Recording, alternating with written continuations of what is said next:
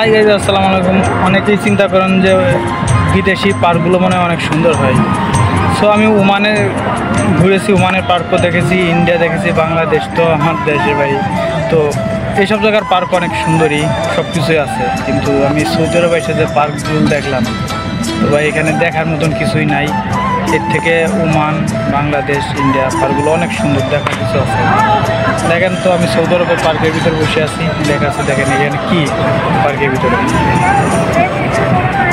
এই যে পার্কের ভিতরে ক্রিকেট খেলতেছে এখানে। সো আর এই যে মানে শুধু টাইম পাস কাটানোর জন্য শুধু একটুই এই যে পাকিস্তানিরা ভাইরা যারা বাঙালি আর দেশের লোক বাঙালিরা আছে। সো এই যেই খালি কিছু করা খেজুর গাছ আর এই যে মানে এক প্রকার বট গাছের মতন, যা গাছটার নাম আমি চাই না। এই দেখার মতো এমন কোনো কিছুই নেই।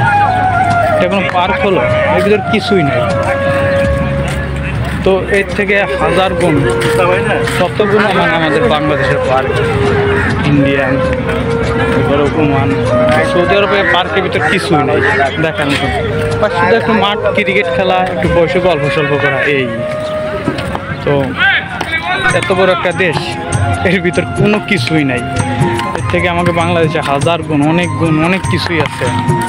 তো আমি ভিডিওটা করছি, হয়তো আমার অনেক বাঙালি বেশি কথা বলতে পারে সৌদি আরবের না, কিন্তু ভাই এটা সত্যি বাস্তব কথা। যেটা যেরকম নাম কাম, যেরকম এই দেশে টাকা পয়সা, সেই দেশে এই দেশে মানে পার্কের ভিতরে কিছুই নাই। এর থেকে আমাকে বাংলাদেশ অনেক গুণ, হাজার গুণ উপরে।